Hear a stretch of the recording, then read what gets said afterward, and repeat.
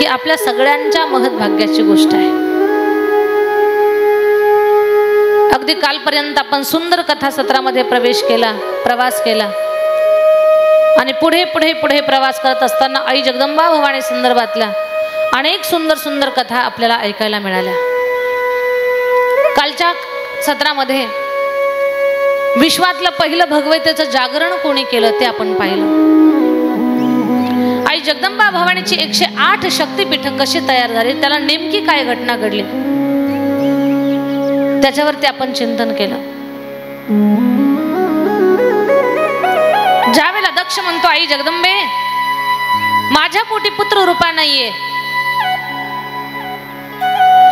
त्यावेळेला आईनं सांगितलं मी एखाद्याच्या घरी जन्माला येणं सोपं नाही। 2 अटी घातल्या आणि त्या दक्षानं एक अट पूर्ण केली पण दुसरी सांभाळली नाही, म्हणून त्याचा नाश झाला। याच कथासत्राला आपण पुढे घेऊन जाणार आहोत। संत श्रेष्ठ रामलाल बाबा गेंदाई महाराज, ज्यांना आपण भोपळे महाराज म्हणायचो, राष्ट्रसंत गाडगे बाबांचे जे शिष्य होते, अशा फार महान साधूच्या पदस्पर्शाने पवित्र झालेली ही रांजणगाव शिलपुंजी ही पवित्र नगरी, छत्रपती संभाजीनगर त्याच्या अंतर्गत आहे। राजमुद्रा प्रतिष्ठान आयोजित शारदीय नवरात्र महोत्सव या कार्यक्रमाचे, या कथेचे आयोजक श्रीमान दीपक भाऊ हरेरामजी बडे, पंचायत समिती सदस्य, खूप चांगल्या पद्धतीनं या बडे परिवारानं पुढाकार घेऊन लोकांच्या कल्याणासाठी, लोकांना पुण्य प्राप्त व्हावं याच्यासाठी या परिवारानं केलेला अट्टहास, या राजमुद्रा प्रतिष्ठान ग्रुपनं केलेला हा अट्टहास, त्याच्यामध्ये त्यांचे सर्व सहकारी बांधव आमचे गोरखभाऊ शेळके असतील, आणखी आमच्या दीपक भाऊंचे सहकारी मित्र असतील, राजमुद्रा ग्रुप असेल, दीपक भाऊंचे आई वडील असतील, आदी करून सर्व मंडळी, कुठेच कमतरता नाही। कुणी म्हणाल मला ताई तुम्हाला सगळ्यांना आम्हाला पुण्य प्राप्त व्हावं म्हणून या कथेचं नियोजन केलं, याच्यातून काय मिळतंय? पुण्य। कुणी म्हणेल आम्हाला पुण्याचं काय करायचं, पुण्य घेऊन काय करायचं? ऐका कान देऊन,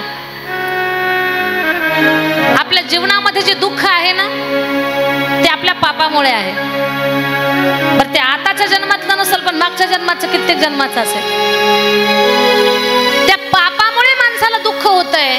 मग जर पुण्य वाढलं तर पाप कमी होतंय आणि जीवनातली दुःख अडचणी संपून जातात, म्हणून पुण्य यायची गरज आहे।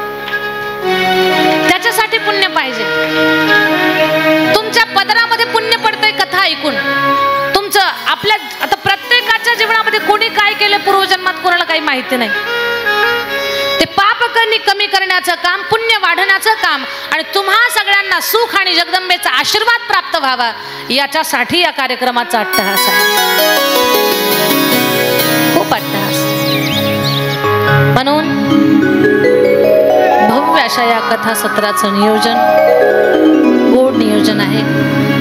मी काल आमच्या महिला भगिनींना सांगितलं, संस्थेसाठी ज्यांना असं वाटतंय की आपल्याला काहीतरी या नवरात्रीच्या पर्व काळावर मदत करायची आहे, करू शकता। आमच्या महिला भगिनी खूप त्या तयारीनिशी आलेल्या आहेत, पण सगळ्या माझ्या महिला भगिनींना विनंती आहे की तुम्ही जी काही आहेर रूपामध्ये, देणगी रूपामध्ये दान दक्षिणा देणार आहात, जे काही दान करणार आहात, तर ते दान आपण ज्यावेळेस मध्यंतराचं भजन घेतो ना, मध्यंतराचं भजन झालं की आपण विवाह सोहळा पूर्ण करणार आहोत, लग्न लावणार आहोत।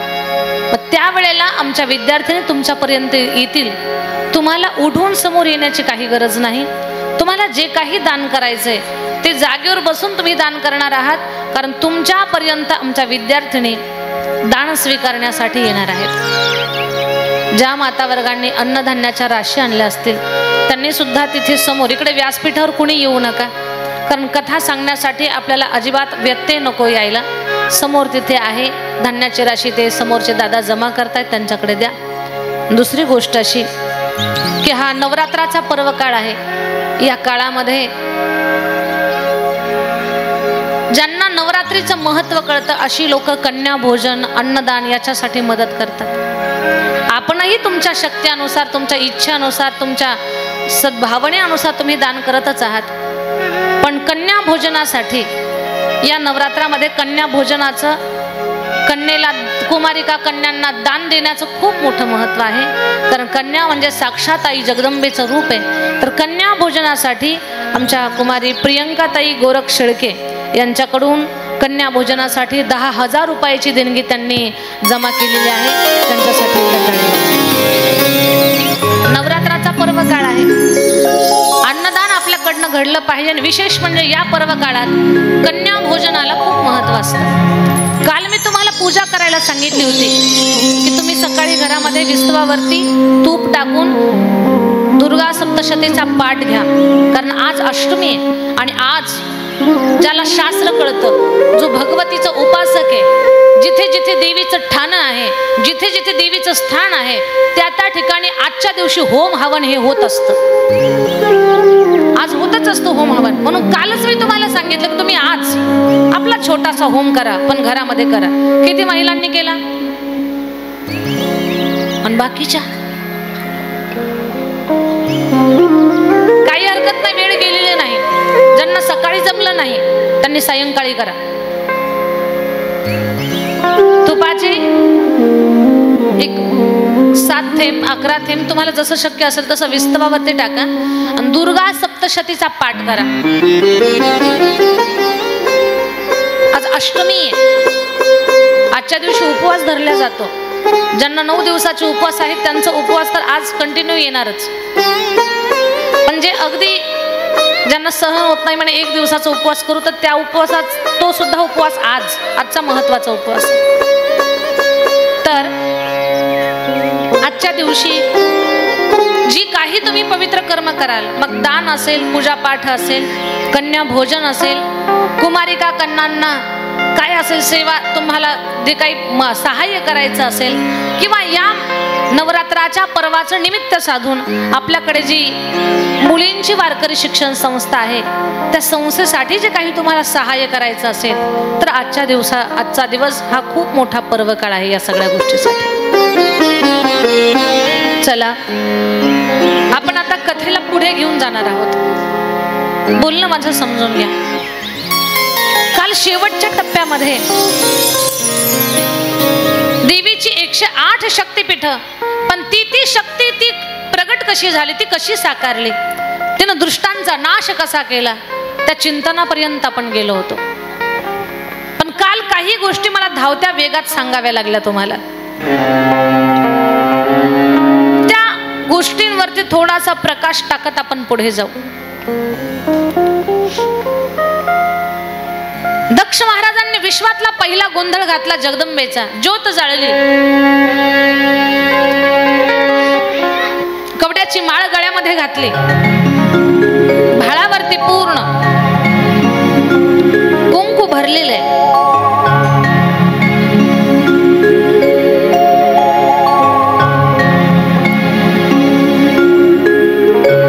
आणि आई भगवती जेव्हा प्रसन्न झाली, त्या प्रसन्न झालेल्या भगवतीने सांगितलं, दक्षा मी तुझ्या घरी येते, पण मला सांभाळणं सोपं नाही. दक्ष बोलला, आई तू सांगशील त्या अटी मला मान्य आहेत, पण तू माझ्या उदरी जन्माला ये, कारण साधूला शाप देण्याचा दोष मला लागलेला आहे. भवानीनं सांगितलं, ठीक आहे दक्षा. भवानीच्या दोन्ही अटी दक्षानं मान्य केला. दक्षाची जी पत्नी आहे प्रसूती माता, त्यांच्या उदरी साक्षात जगदंबेचा अवतार सती मातेचा जन्म झाला. ती सती माता हळूहळू लहानाची मोठी झाली आणि लहानाची मोठी झालेली सती माता भगवान शंकराला पत्नी म्हणून दिली. दक्ष महाराजांनी पहिली अट तर पूर्ण केली, पण एक दिवस दक्षाला प्रजापती पद प्राप्त झालं आणि पद प्राप्त झालं की दक्षाला अहंकार झाला. त्या गोष्टीचा अहंकार झाला. दक्ष म्हणतोय, मी प्रजापती आहे. ब्रह्मसभेमध्ये गेला सगळ्या देवदेवतांनी उठून नमस्कार केला, पण महादेवही त्या सभेमध्ये होते. महादेव जिथे बसतात तिथे महादेवाला समाधी लागते, कारण माझा देव महादेव अतिशय भोळा आहे. भोळ्या महादेवाला समाधी लागली. सगळ्यांनी नमस्कार केला, पण महादेव उठूनच उभे राहिले नाहीत. दक्षाला त्याच गोष्टीचा राग आला. अरे सगळ्यांनी उठून सन्मान केला, पण माझ्याच जावयानं माझा अपमान केला. सूड घेईल याचा. आणि सूड भावनेनं दक्षानं आपल्या कणखल क्षेत्रामध्ये राज्यामध्ये यज्ञाची उभारणी केली.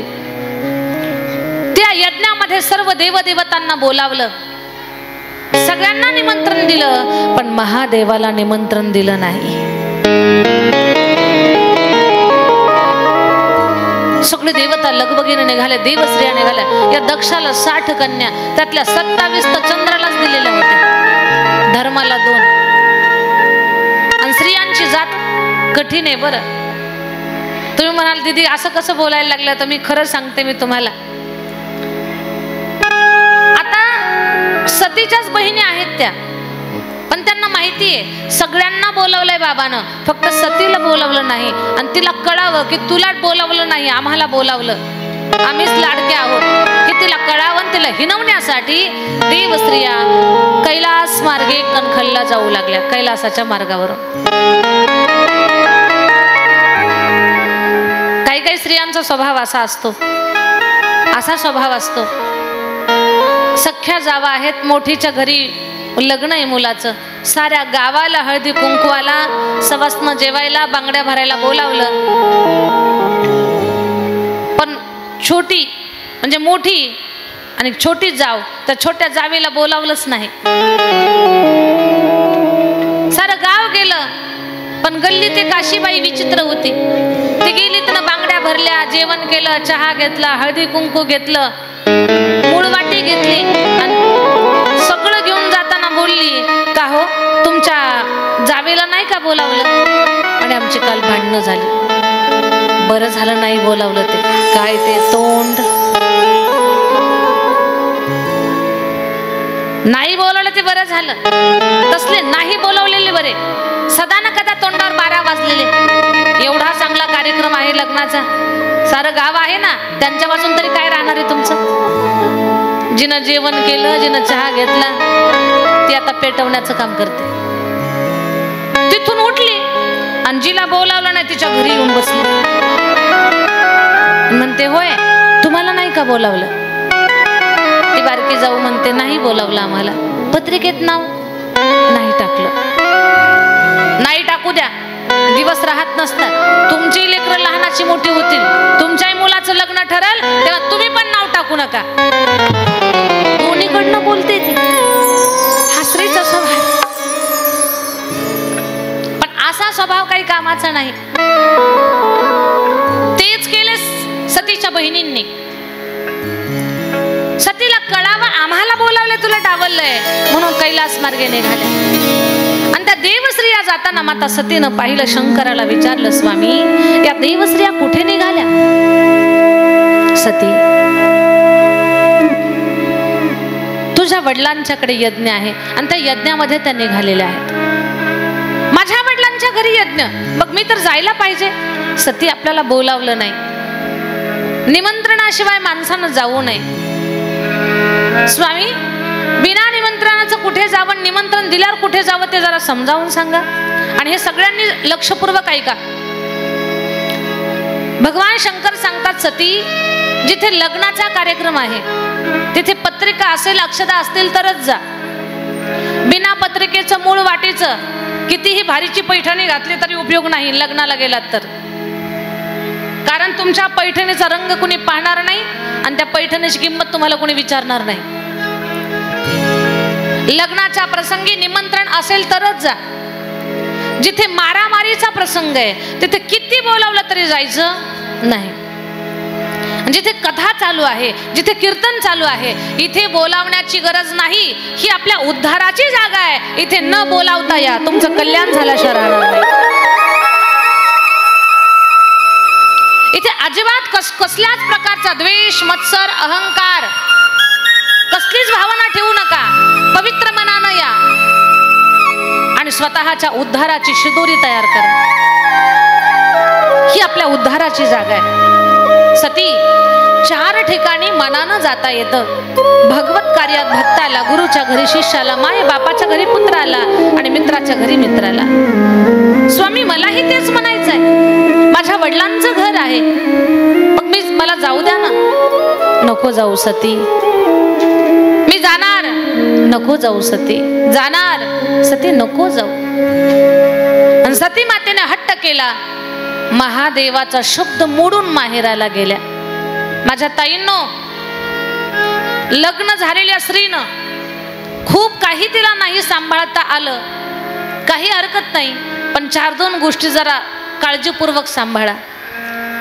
लग्न झालं, राशीचं माप ओलांडून गृहप्रवेश केला तुम्ही सासरमध्ये, त्या दिवसापासून सासू सासरे आणि आपला पती त्यांचा शब्द मोडायचा नाही आणि मालकाचं मन मोडून कधीच माहेराला यायचं नाही। एवढं सांभाळलं ना तुम्ही, तुमच्या एवढं सुखी कुणीच नाही या जगामध्ये।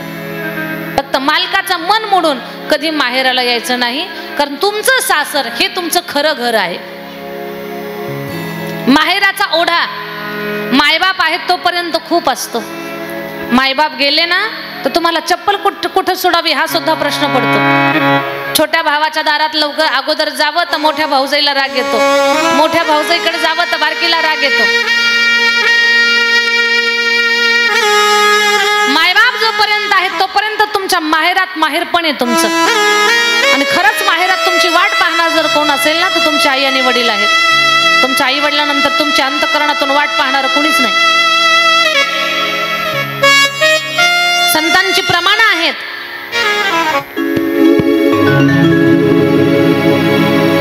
दिवाळीच्या मुळा लेकी आसावरी,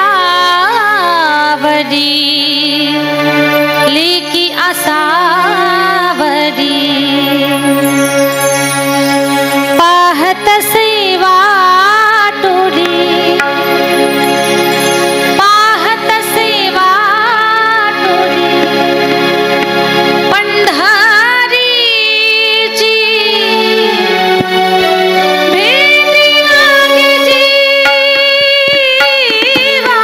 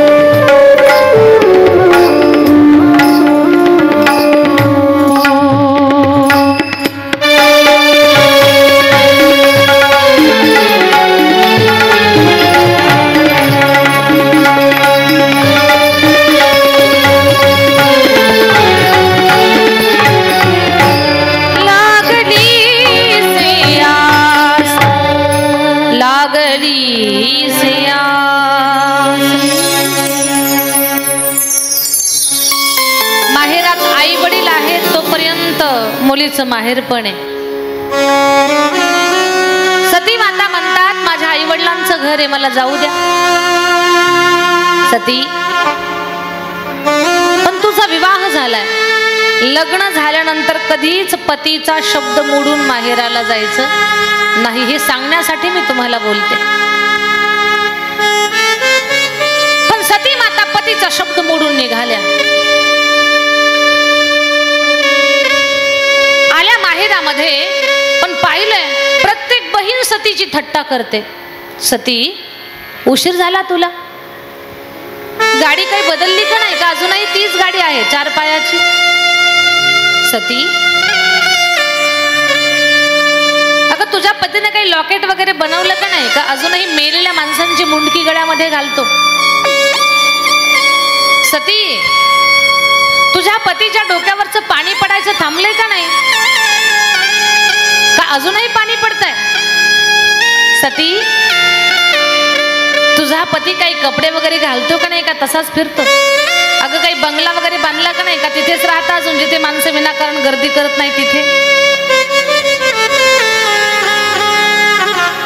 सगळ्यांचं ऐकून घेते सती, आणि सगळ्यांचं ऐकून घेऊन सती माता यज्ञाकडे येते. पिता भवन जब गई भवानी, दक्ष त्रास काहुन सनमान. सादर भली मिली माता, भगिनी मिली बहुत मुस्कान. सती मातेनं यज्ञामध्ये पाहिलं, सर्व देवदेवतांना पूजेचं स्थान आहे, पण महादेवाला पूजेचं स्थान नाही. सती माता आपल्या वडिलांना समजावून सांगते, बाबा हे काय केलंय तुम्ही, हा यज्ञ तुम्ही अहंकारानं उभा केलाय, आणि अहंकारानं केलेली कुठलीच धार्मिक क्रिया सफल होऊ शकत नाही. हा तुम्ही धार्मिक कार्य करताय, यज्ञ करताय, पण तो जर अहंकारानं असेल तर त्याला सफलता प्राप्त होऊ शकत नाही. बाबा तुम्ही अहंकारानं उभं केलंय, सफल होणार नाही, कारण महादेवाशिवाय यज्ञच पूर्ण होत नाही. ब्रह्मा विष्णू महेश सगळ्या देवांचा देव महादेव, सब देवन के देव महादेव, आणि त्याच देवाला बोलावलं नाही तुम्ही. तुमचा जावई आहे, माझा पती आहे, ही गोष्ट बाजूला ठेवा, पण तो सगळ्या देवांचा देव महादेव आहे. ते बडे बाबा आहेत, भोले बाबा आहेत. नसतील राहिली ब्रह्मसभेमध्ये उभे, लक्षात नाही राहत त्यांना, म्हणजे जिथे बसतात तिथे समाधी लागते त्यांना. त्यांच्याबद्दल असा द्वेषभाव ठेवू नका बाबा. महादेवाला यज्ञामध्ये बोलवा. दक्षानं अपमान चालू केला. हे सती, इथे या यज्ञात येऊन तू मला माझ्यासमोर महादेवाचं गुणगान गाऊ नकोस, आणि मला शिकवायला जाऊच नकोस. तो महादेव माझा जावाई होण्याच्या पात्रतेचा नाहीये. दक्ष महाराज महादेवाची निंदा करतायत, आणि सती माता महादेवाचं महत्व समजावून सांगतायत. आता किती मोठी अडचण झाली सती मातेची. एकीकडे वडील आहेत, एकीकडे पती आहे, एकीकडे पिता आहे, एकीकडे पती आहे. कधी कधी मुली अडचणीमध्ये येतात. वडिलांची बाजू घेऊ का पतीची बाजू घेऊ, सुचत नाही त्यांना काय करावं. दोन्हीकडे जीव गुंतलेला असतो. बापातून जीव निघत नाही, कारण त्यांना जन्म दिलेला असतो. पतीचा शब्द मोडावा तर त्याच्याशी एकनिष्ठ राहणं हा तिचा धर्म आहे. कधी कधी मुली अडचणीमध्ये येतात.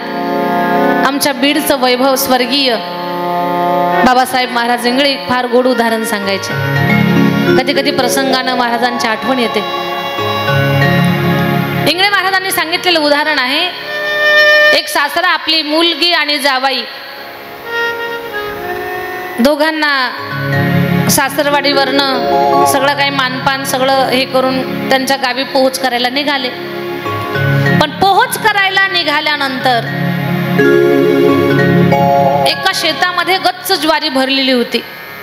आता पूर्वी काही गाड्यांचा प्रवास नव्हता, पायी पायी प्रवास करावा लागायचा. मग ते शेतातून निघाले का आणि शेतातून जात असताना गच्च ज्वारी भरलेली अशी कंस लागलेली ती ज्वारी पाहिली आणि सासरा म्हटला, जाबाई बुवा काय गच्च ज्वारी भरली या शेतामध्ये, काय शेतकऱ्याला धान्य होणार आहे? 20 पोते धान्य या शेतकऱ्याला होणार आहे. जावाई म्हटला, मामा म्हातारपणामुळे तुमची बुद्धी आता काही जास्त काम करत नाही, 20 नाही या शेतकऱ्याला 30 पोते धान्य होणार आहे. सासरा म्हटला, तुमच्यापेक्षा खूप उन्हाळे पावसाळे जास्त खाल्लेले, अनुभव माझा मोठा आहे, पाहिलं की कळतंय, शेती केला बहादर आहे मी. 20 पोत्याच्या पुढे ओंजळभर सुद्धा नाही. जावाई म्हटला, मामा 30 पोत्याला ओंजळभर सुद्धा कमी नाही. ज्वारी तिसऱ्याची भांडणं या दोघांची, एक म्हणायचा 20, दुसरा म्हणायचा 30. सासरा म्हणतो 20, जावाई म्हणतो 30. 20-30 म्हणायच्या नादात सासरा जावयानं एकमेकाचे नरडे पकडले. जावाई तरणा ताकदीनं भरलेला पाडला सासरा खाली, छातीवर बसला जावाई. बोला मामा 30. सासरा म्हटला, जीव गेला तरी चालेल पण 20 पोत्याच्या पुढे बोलणारच नाही. काय गंमत, मुलीची किती पंचायत. मुलगी म्हणते, बाबा अहो म्हणा ना 30. बाप म्हटला, पोरी अजिबात 30 म्हणणार नाही, 20च पोते होणार. ती मालकाकडे पाहते, अहो माझ्या म्हाताऱ्या बापाचा विचार करा, माझ्या बापाचं वय किती झालंय, खुशाल तुम्ही छातीवर बसतात, उठा म्हणा 20, काय फरक पडला? तो म्हटला, अजिबात नाही, तुझ्या बापाला 30 पोते म्हणायला एका मिनिटात सोडून देतो तुझा बाप. ती पुन्हा आली, ती म्हणते, बाबा अहो कुठं आपल्या घरची ज्वारी आहे, म्हणा ना 30. अहो तुमची पाठ या मातीवर दगडामध्ये घासून घासून लाल झाली. त्या मुलीचं नाव होतं वसू.